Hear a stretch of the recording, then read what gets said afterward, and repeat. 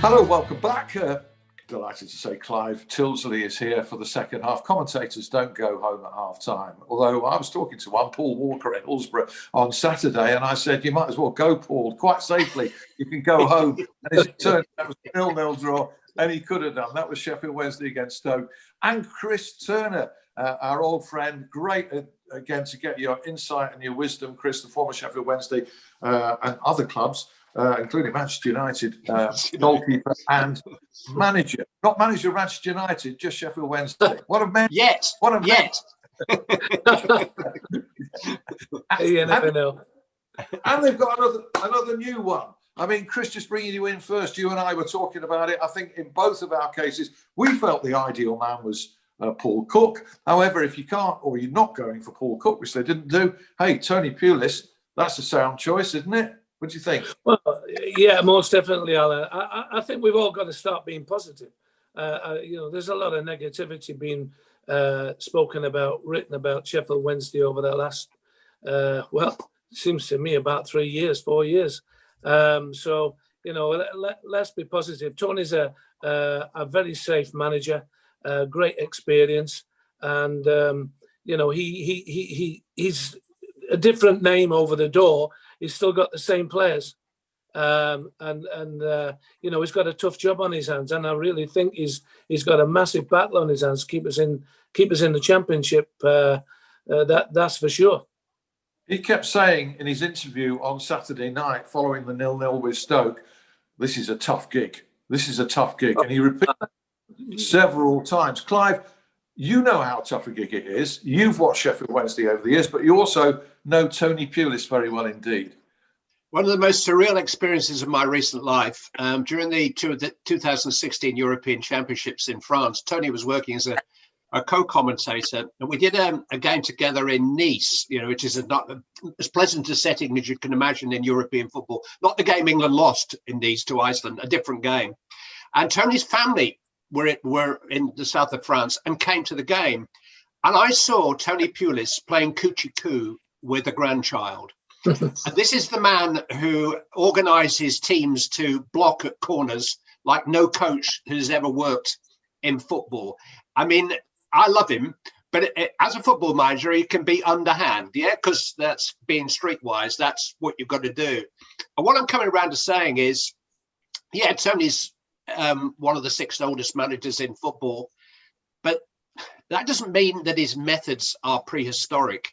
He is a very, very streetwise football coach, and he knows how to win football matches. And you'll get more expansive managers, if Marcelo Bielsa or whatever, you'll get Pep Guardiola working with different material. If you're working with a limited amount of material, and you're up against it a little bit, then forget the age on his birth certificate. Tony Pulis is as capable as relating to young managers, to young players, as any young manager, and he will get the best out of that. Whether it'll be enough, I don't know. I don't know enough about Wednesday, but he will get the best out of that group of players. Yeah, and Tony Pulis knows the size of the task. Certainly the football hasn't been great so far, but why is there an entitlement in this predicament, Chris Turner, to great football? Why should people feel that somebody should come in and get both the results and then entertain every week? Look, Alan, supporters, as we all know, just want to see the team win, not to get beat. Flowing football comes, I think, after you've got stability, that you've built on a few results, and that's what Tony's already starting to do. For me, at times it's a bit of a myth all about playing football. It's about results. It's a results business.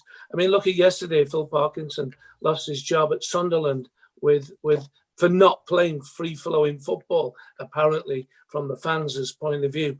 I think we need, and I said it before on your last programme when Gary Monk was man, we need to stay in the Championship. And it's vital we stay in the Championship, hook or by crook. The biggest problem for me that Tony's got is scoring goals, whether you play free-falling football or not. We haven't got goal scorers in the positions up the front who have a record. I mean, I keep going back onto it on your shows, Alan. Recruitment's vital. absolute vital. And if Gary Monk signed all those players that in the last window has gone, he's fell short with goals. And you know, we've signed a striker, a so-called striker from Cardiff, £500,000, no goals record. The boy from Huddersfield, Kachanga, no goals record, 3 in 56. That's going to cost you your job, unfortunately, because you need goals to win games. Now, Tony's got the same players, and he's starting his building blocks by keeping clean sheets or keeping the goals down against, and he's got to try and somehow find a way of getting goals, and they probably are going to come from set plays, like Adam Reach's goal at Swansea. And he's got to find a way of getting a strike force together for in the second half of the season to get us the goals, because without goals, you don't win matches and we won't survive. So, you know, Tony's got to work hard on the recruitment, and hopefully he can use some of his contacts to get, I think we need 3 strikers at the moment, because we haven't got anybody who looks like scoring a goal. Maybe you could get Billy Sharp on loan. Would that work or not? Could that happen in Sheffield? No, 100% no. Billy Sharp is a great player. Don't get me wrong. Billy wouldn't want to put a blue and white shirt on, I can assure you. Hey, I've got news for you. Sheffield Wednesday have tried to sign Billy Sharp before. Really? When he was at Scunthorpe, he played Brian Laws. Brian Laws became Sheffield Wednesday manager. Who did he want? But Billy Sharp. Yeah. And by the way, I'm glad, Clive, that you asked that question and not me. You can get away. I think Allerton's a foreign country to a blade, isn't it? You need a passport to get into Allerton, don't you? Yeah. Well, hey, they're short of goals as well at the other side. You know, they've got the same problem, but in they can have Kachanga.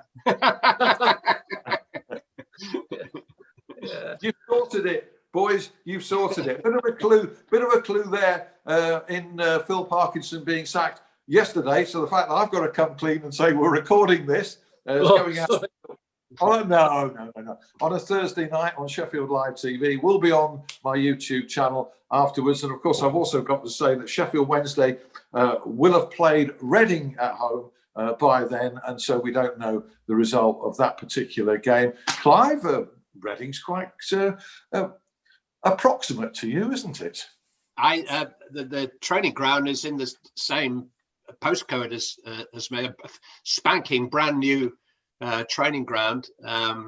It's funny. I've lived in the Reading area. Obviously, I'm from Bury. I'm from the other side of the Pennines, guys. I'm a Lancastrian Red Rose man. Sorry, but I've lived in the Reading area for 10 years.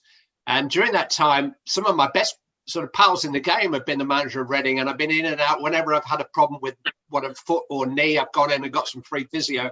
I don't know this guy at all, and they're top of the league, so I don't know. Well, they were top of the league. Well, they've got a former Sheffield Wednesday striker who's rattling in goals, a dozen already this season in Lucas Xiao.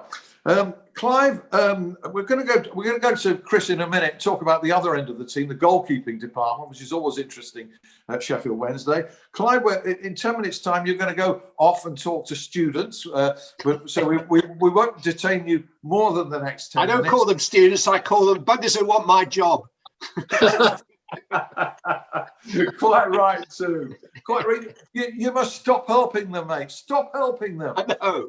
Give them the benefit of your wisdom and experience. The Tyldesley cottage industry, and this. I mean, obviously, you've stepped down. I use the word politely as ITV's #1 commentator. TalkSport's own Sam Matterface, colleague of ours, has replaced you there, but you're going to remain as busy as ever because people are fascinated by commentary notes and preparation, and you're putting that to some commercial use now. Yeah, I'm doing more commentaries than ever, so I'm making more commentary charts, and the charts, the prep notes, the research notes that I've made have probably been the same throughout my sort of radio and television career. I am computer literate, but I actually kind of like writing them out, and I like writing them out neatly because it just gives me a sort of psychological feeling that I've not only have I done the work, but I've done it thoroughly and properly. And when I look down at these sort of neat chart in 3 colors at kickoff, it's not just a safety net or a comfort blanket. It's a bit of a confidence boost that I'm as well prepared as I can possibly be, and that's what we've all got to be. And during the first lockdown, I did a few quizzes on Instagram where I was covering up a player's name on a commentary chart.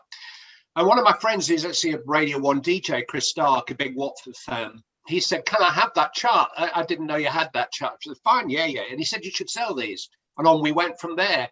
And actually, Sir Alex Ferguson had the charts from the two Manchester United Champions League victories framed in his office at Carrington, the charts that I produced for those games.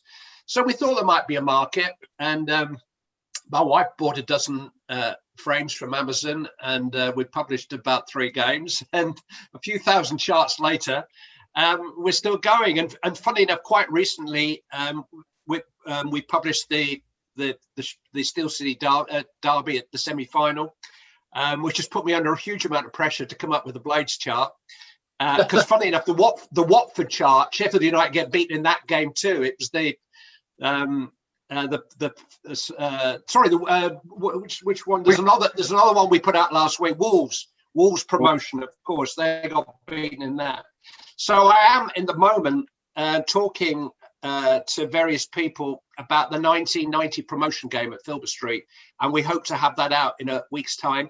And just yesterday, I had an off-the-record phone call with the fresh-faced number 5 in the United team that day at Leicester, a fellow by the name of Wilder, and he was guiding me through the Aganas and the Deans and the Gannons and the Bookers, and I've got and David Pleat was the manager of Leicester that day, so he's taking me through the Leicester team. And so very soon we will have Leicester 2, Sheffield United 5 available too. But it's called it's www.commentarycharts.com, and most of the major clubs in England and Scotland, plus England and Ireland, have got a chart there if you're looking for a Christmas present for a football mad sort of dad or son or uncle or grandpa or grandma or sister or whatever. That is fantastic. And, the fascination with commentary notes, the degree of preparation that you have to put in, I know is widespread. And a colleague of mine at the Sheffield Star, the football editor, Chris Holt, I know any day now is going to be beavering deep into the Sheffield Star archives to help you, because putting together commentary notes and preparation retrospectively for games that people want is not that easy, is it? I mean, even the good old internet can't always help, Clive. Forgive me leaning over, but I can show you what I've been working on just this morning, everybody. Anybody recognise that team? Moller, Anderson, Erlandsson, Jonsson, Anderson, etc. That is the Malmo team that played against Forest in the 79 European Cup final, and trying to get biogs retrospectively on Swedish part-time players from 1979 is quite difficult. But I want the charts to be a proper representation. And of course, they're not the story of the game. They are a screen grab, a kickoff, because that's what we prepare for. We prepare for kickoff. So, for instance, on the Manchester United Bayern Munich 99 chart, Sheringham and Solskjaer just appear at the bottom as 2 substitutes. They're not sort of prominent at the top of the chart. But the idea is that you hang it in your downstairs loo or wherever, and then you've got your story to tell about where you were, how you watched it, who you were with.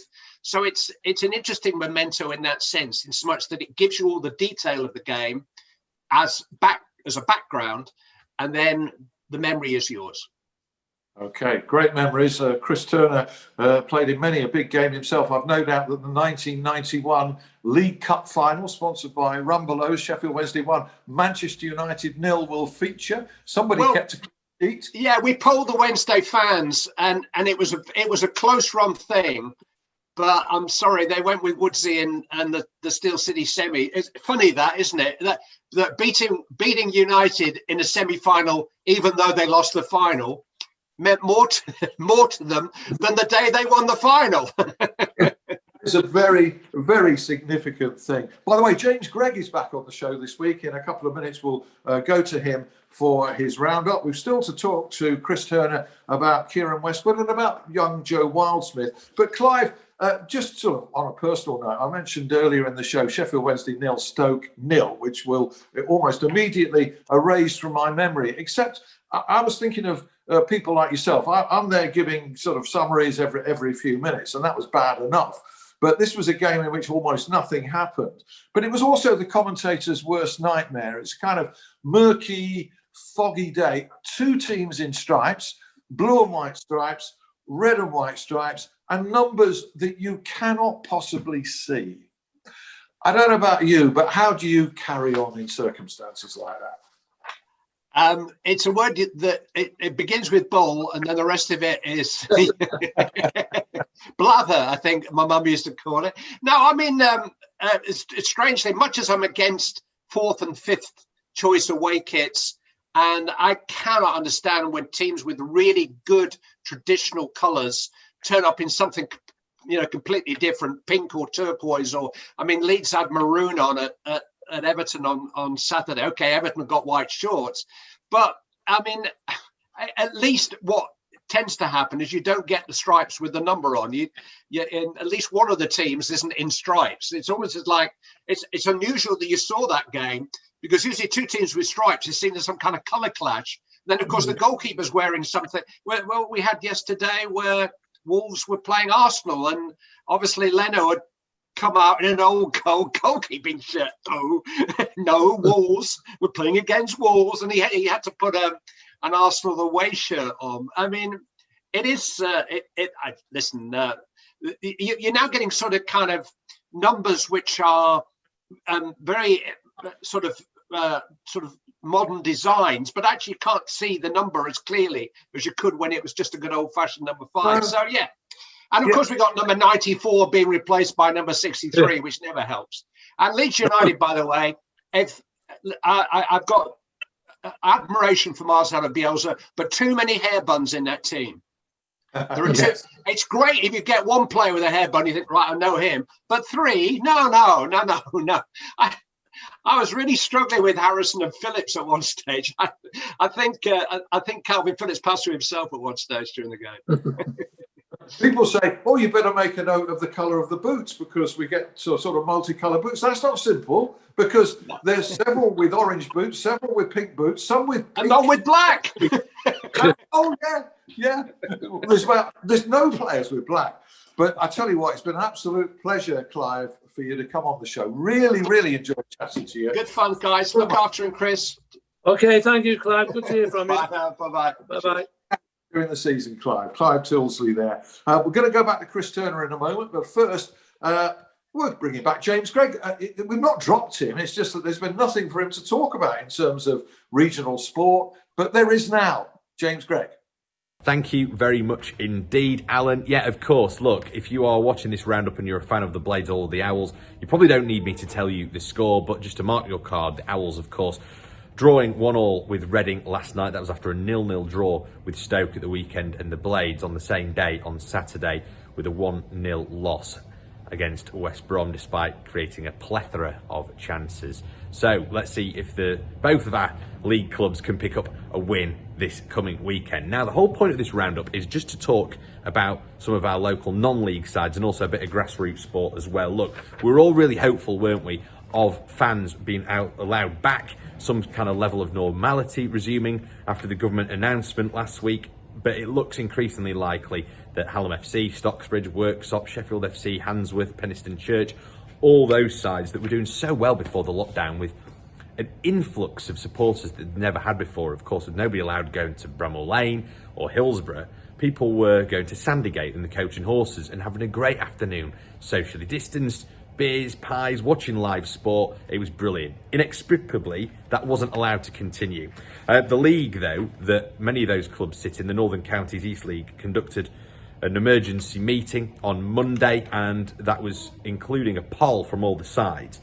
So, due to the tier system, which of course comes into effect as of yesterday, as it stands, 37 out of the 40 teams in the Northern Counties East League will be placed into Tier 3 and therefore will be unable to admit supporters. So the clubs in that league have unanimously voted to not continue with sport. And if I'm being completely honest, reading between the lines, I don't think that we're going to see some live action in those leagues until probably January time, I think, looking at it, which is very disappointing. Of course, government review the tier system every couple of weeks. So we'll have an update for you on that, either on my Twitter, JamesGregg7, or here on the programme here on Sheffield Live. Comments from this. Kirk Hunter, clubs in the Northern Counties East League simply can't play without fans. The government are nothing short of a disgrace, and we all have to come together to stop this utter madness as soon as possible. And Pete Green as well, who tweeted me to say that we'll still be here when we get back, which is a sentiment that's echoed by many of us, including yourself and I, Alan, as well.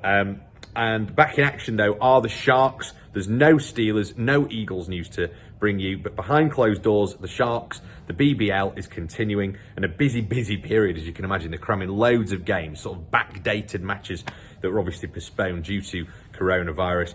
At the weekend, they were dumped out of the BBL Cup. Mike Tuck and all the players and staff, just great to get back out on court. And of course, keep an eye out on Sky Sports, because they've actually got the rights to the BBL. So if you're a basketball fan, it's great to get a fix. That's all from me this week.